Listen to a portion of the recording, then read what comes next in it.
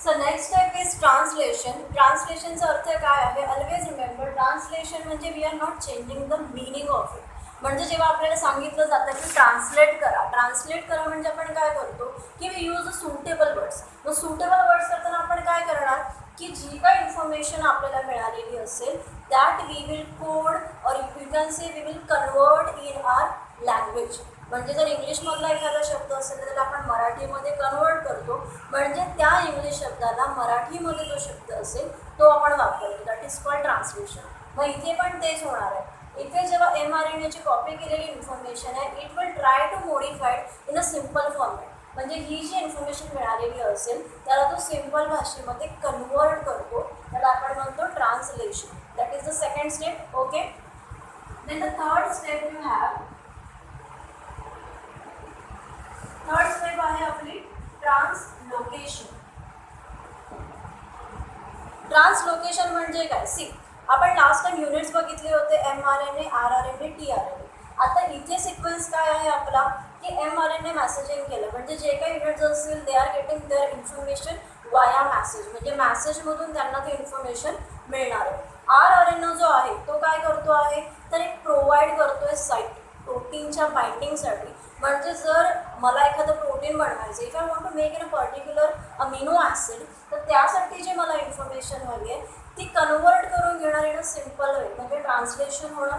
The last step is translocation. म्हणजे जी काही information तयार झालेली आहे it will be transfer. Transfer म्हणजे काही ते लोकेशन दिले. सी, आठवते tRNA it is also the transfer. म्हणजेच काय की ज्या ठिकाणी जे इन्फॉर्मेशन हवी आहे त्या ठिकाणी ती इन्फॉर्मेशन पाठवली जाते. आता सिम्पल एक्झाम्पल तुम्हाला देते. समजा आपल्याकडे वेगवेगळ्या रंगाचे आपण काय म्हणू की बॉल आहे. खेळण्यातले जे बॉल्स असतात we have different types of balls.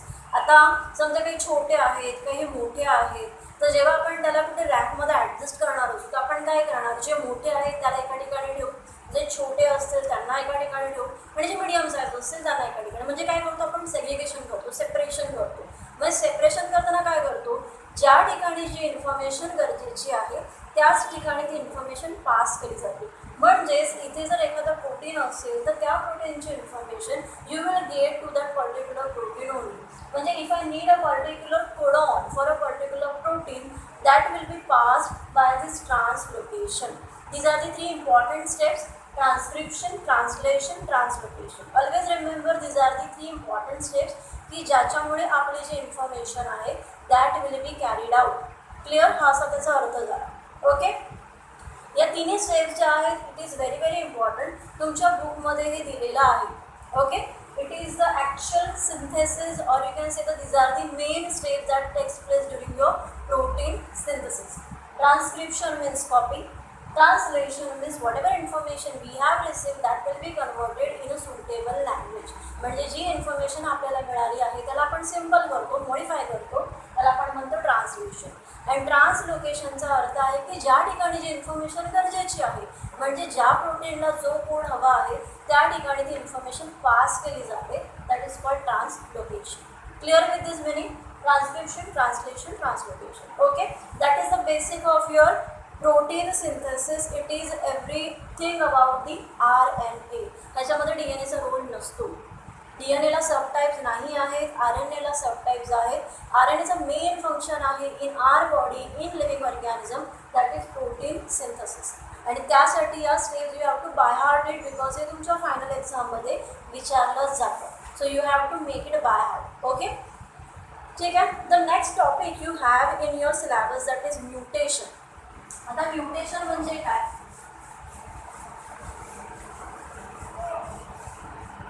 Mutation हा शब्द पण तुम्ही ऐकला असेल किंवा नाही असेल. म्युटेशनचा अर्थ आहे चेंज. चेंज म्हणजे it's a sudden change. Sudden change म्हणजे काय? C, mutation. म्युटेटचा अर्थ आहे चेंज होणं सडन चेंज होणं. आता फॉर एन एक्झाम्पल सिम्पल याच्यामध्ये आपण घेऊ की समजा parents male and female your mother and father these are your parents. दोन्हीही नॉर्मल आहेत. Both the parents are normal. पण तरीसुद्धा कधी कधी काय होतं की जी त्यांची मुलं आहेत their children might be physically handicap mentally retired though the parents are normal. म्हणजे कधी कधी पालक नॉर्मल असताना सुद्धा मुलं जे असतात ते ते आपण बघतो. का होतं असं? See you know it is actually the 2n set. 2n म्हणजे काय? Diploid cell. I told in the last lecture. डिप्लॉइडचा अर्थ आहे it has 23 pairs of chromosome. म्हणजे जेव्हा आपला जन्म होतो we are taking N of this it gives your 2n म्हणजे पुन्हा एक डिप्लॉइड सेल होते. हे आय थिंक मी तुम्हाला एक्सप्लेन केलेलं आहे आधी. पण आता इथे बघा, आता इथे जे इन्फॉर्मेशन आहे it is all about the give and take. हे फ्युजन आहे.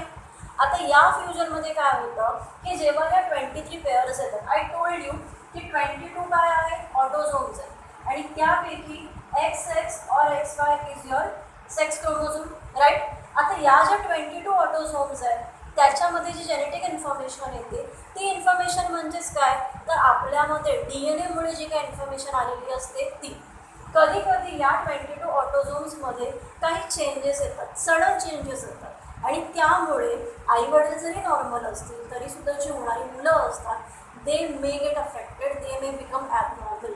हा जो सडन चेंज ह्याला खूप सारे कारण आहेत. म्हणजे it may be because of drugs म्हणजेच मेडिसिन्स आहेत, टेन्शन आहे, स्ट्रेस आहे, सडन एखादा बॉडीमध्ये चेंज झाला. म्हणजे समजा इफ द लेडीज प्रेग्नंट आणि अचानक तिला काहीतरी फिजिकल इंजुरी झाली, काही दुखापत झाली, तर कधी कधी जे चेंजेस असतात त्यामध्ये क्रोमोझोम्स जे असतात जे तुमची जेनेटिक इन्फॉर्मेशन बनवणार आहेत दे मे गेट डिस्टर्ब आणि त्यामुळे काय होतं की बिघाड येतो. बिघाड येतो म्हणजे तुम्ही कधी कधी बघितलं असेल प्राण्यांमध्ये पण बघा, डॉगमध्ये किंवा कॅटमध्ये अचानक तुम्ही बघता की कधी कधी तोंड विचित्र असतं किंवा तोंड डोके असे जुळल्याप्रमाणे वगैरे येतात. It is actually the sudden change. की संपूर्ण इन्फॉर्मेशन, संपूर्ण प्रोसेस इज ॲक्च्युली प्रॉपर, पण काहीतरी एक सडन चेंज आला आणि त्याच्यामुळे बिघाड झाला. मग हा जो बिघाड आहे म्हणजे it is actually the default of this 22 autosomes. याच्यामध्ये जर काही चेंज आला तर जो चेंज होतो किंवा त्याच्यामुळे जो बॉडीमध्ये चेंज होऊन एखादा बिघाड होतो और you can say the system may affected, त्याला आपण म्हणतो म्युटेशन. कळलं अर्थ? कुठल्याही प्रकारे येऊ शकतो. जसं मी तुम्हाला सांगितलेलं एक्झाम्पल इज व्हेरी इझी की parents are normal, then also the child is affected. का? कारण इथे जर बिघाड झाला तर it may affect the growth of child, त्याला आपण म्हणतो mutation. And it happen suddenly. हा अचानक आलेला बदल असतो. म्हणजे समजा की जसं 9 महिन्याची प्रेग्नन्सी लेडीजमध्ये जेव्हा आहे त्या 9 महिन्यांमध्ये जसं तुम्हाला माहिती आहे की चेकअप असतात आफ्टर एव्हरी 3 मंथ्स, तर त्या 3 मंथ्समध्ये ते डिटेक्ट नाही झालं की काही प्रॉब्लेम आहे. पण समजा 7-10 मंथमध्ये तिला काही फिजिकल इंजुरी झाली, काही मेंटली डिस्टर्बन्स असेल, तर त्यामुळे चेंज झाला. क्रोमोझोमचं जे काम आहे दॅट हॅज बीन अफेक्टेड आणि त्यामुळे सुद्धा हे म्युटेशन येऊ शकतं. So mutation is basically the sudden change. It may change your genetical formation, genetical constitution म्हणजे जे जेनेटिकचं काम आहे, जे आपल्या जीन्सचं काम आहे that may get affected. Clear? हा त्याचा अर्थ आहे. That is called mutation. Okay, so this is how we have clear with the transcription process, your protein synthesis, mutation part. हेरिडिटीच्या बाबतीतला जो काही आपला टॉपिक आहे we have studied about the heredity, DNA, RNA types and protein synthesis, mutation. These are actually the syllabus of your heredity. हा सगळा हेरिडिटीचा part आहे त्याच्यामध्ये आपण हे सगळे टॉपिक बघितलेले आहेत. आय होप तुम्हाला यामध्ये काही डाऊट नसेल तर तुम्ही पर्सनली पण मला सांगू शकता. ठीक आहे. द नेक्स्ट इम्पॉर्टंट पार्ट जो आहे तो आहे इव्होल्युशन. आता इव्होल्युशन म्हणजे काय? सी, इव्होल्युशनचा अर्थ आहे ग्रॅज्युअल चेंज. ग्रॅज्युअल चेंज म्हणजे काय? Evolution, gradual change. आता इव्होल्युशन हा जो टॉपिक आहे that you have studied in your history, तुम्ही हिस्ट्रीमध्ये सुद्धा शिकता. इव्होल्युशन म्हणजे काय? जसं तुम्हाला माहिती आहे की आर ॲन्सेस्टर्स, आपले जे पूर्वज होते दे वर मंकीज, राईट. आता ते मंकीज होते पण त्यांची जी ग्रोथ होत गेली टिल द ह्युमन फॉर्मेशन, म्हणजे आपल्या ॲन्सेस्टर्स किंवा पूर्वज मंकी आहेत आणि त्यांच्यामध्ये काहीतरी ड्रास्टिक चेंज झाला, मोठा चेंज झाला आणि त्यानंतर आपण तयार झालो. पण हे लगेच झालं का? नाही. हे भरपूर वर्षांपूर्वीचे, म्हणजे it almost has taken the lakh years, की ऑलमोस्ट लाख वर्ष गेलेली आहे. If you have studied in the history तुम्हाला दिलेलं असतं बघा, Neanderthal man, Cro-Magnon man, Australopithecus, Peking man, Java man, ही सगळी नावं तुम्ही ऐकली असेल. These are the stages of evolution. So evolution means the gradual change which takes place by step by step. कारण हे लगेच होत नाही. It takes years for it. कारण इव्होल्युशन जे आहे ती सडन होणारी गोष्ट नाही आहे. It's a gradual process. Gradual म्हणजे हळूहळू टप्प्याटप्प्याने होणारी प्रोसेस. इव्होल्युशन ज्याला मराठीमध्ये उत्क्रांती म्हणतात. ठीक आहे. मला वाटतं मानवी उत्क्रांती हा तुम्हाला धडा आहे इतिहासामध्ये. You can go through it. त्याच्यामध्ये तुम्हाला सगळ्या स्टेजेस दिलेल्या आहेत. ओके. आता यामध्ये जो सगळ्यात इम्पॉर्टंट पार्ट आहे तो म्हणजे theory of evolution.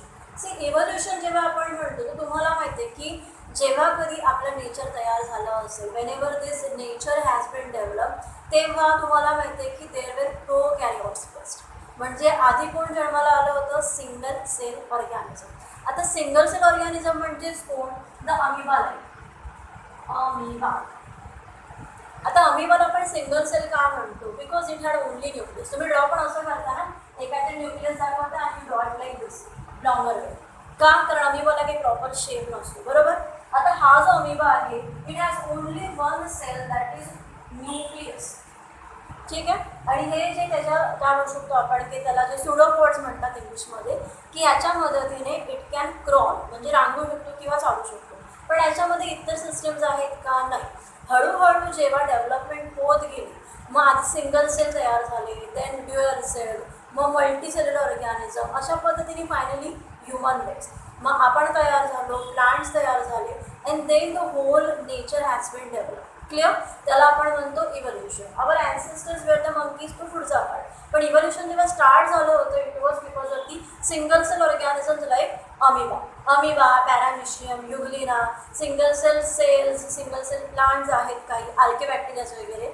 These are were the first organisms that was develop on your nature in evolution. Clear. इव्होल्युशनच्या सुरुवातीला हे सगळे प्राणी तयार झाले. एकपेशीय, नंतर मग द्विपेशीय, मग बहुपेशीय, असा एक सिक्वेन्स आहे त्याचा. त्याला आपण म्हणतो evolution. Clear with this? Okay. तुमच्या बुकमध्ये तुम्हाला खूप सारे एक्झाम्पल्स दिलेले आहेत की आता बघा, फर्स्ट ऑर्गॅनिझम तयार झाले, मग त्यांना अंड लागणार. मग अंड तयार होण्यासाठी काय तर प्लांट्स डेव्हलप झाल्या. मग प्लांट्स पण लगेच झाल्या का? नाही. प्लांट्समध्ये सुद्धा यू हॅव फर्स्ट अलगे तुम्हाला माहिती शेवाळ आहे. अलगे डेव्हलप झाले. अलगे जेव्हा डेव्हलप झाले काय? अलगे तुम्हाला माहिती इट्स अ ऑर्गनलेस प्लांट. ह्याला ऑर्गन नाही आहे. It is like a thread की धाग्यांसारखं डिझू.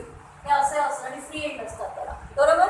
आता इथे ऑर्गन नाही आहे, पण नंतर जे प्लांट्स डेव्हलप झाले की ज्यांच्यामध्ये मग रूट्स झाले, लीव्ह झाले, हे प्लांटमधले इव्होल्युशन झालं. कळलं. म्हणजे जेव्हा खाणारे तयार झाले तेव्हाच त्यांना अन्न पुरवण्यासाठी प्लांट्स डेव्हलप झाले. त्याला आपण काय म्हणू शकतो? Stages of evolution. Clear with this topic? Okay.